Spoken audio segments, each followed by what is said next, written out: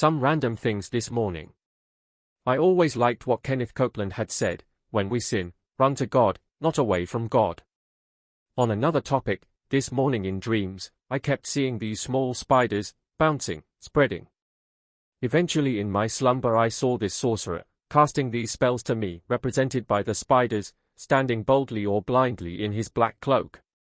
For a moment I did nothing. Is this real? I felt God whisper to me, are you going to do nothing about this? Perhaps passive assumption in God's rescue may not have been the way to go here.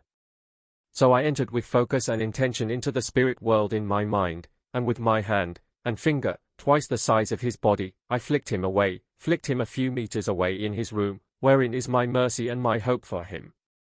We must show mercy even to the witches and sorcerers because they are human, but we do not show mercy to demons, nor cruelty. And I am convinced that the human witches and sorcerers, in the darkness of their mind, cannot understand the power of the children of light, as darkness confines the scope of thought in the mind. In particular, they don't understand the concept of humility, wherein is power, and mercy, wherein is power, and stature of righteousness, wherein is power, and meekness of heart, wherein is power, and also confidence, wherein is power. Because, for them, humility is a thing unfamiliar and impossible. On another topic, I think of beauty, and its power. Beauty has power. Apart from the notion that beholding beauty and stillness heal the mind, beauty has something in it that allows us to see better, see clearer, see farther. Let us see beauty in things. I had learned this from someone else, who had learned this from God. Beholding a thing through the lens of beauty gives the mind scope. Let us also see the beauty in humanity so that we don't become wounded judges, and all things work together for good for those who are not wounded judges of the world. Another thing I had learned from someone else was that beauty helps with sexual difficulties. We see God in his beauty and we see our sexuality and its desire in its beauty, including our body parts and its urges, and this beauty is in possession of purity, so that the brain forms a house for sexuality, and then sexuality, in this house, prefers not to leave the house, because sexual desires asks permission from the brain. We must impute and see beauty in our inner image of self so that we can bloom outward, because when we impute ugliness in our inner self, we invert, forming a true shape and a path, and the cosmos is aware of this image.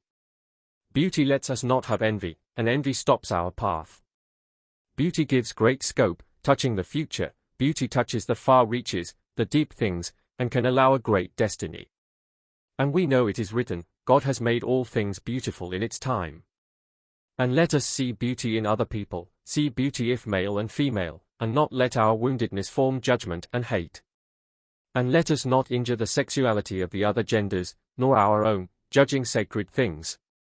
I saw once, in the spirit, the hand of the woman which was cut off, part of her arm, in the vein of the book of Leviticus, where it said, that when a woman touches the private part of the man in a physical fight, let her hand be cut off. The rigidity of the Old Testament, and its laws, is mercifully not part of us, and so here we will only impose it as a metaphor for all of us, male and female. And this hand or arm of us speaks of our executive agency in life, our power to affect our dream of life, our destiny. So let us see beauty in our own body parts, and others, so that we retain our power.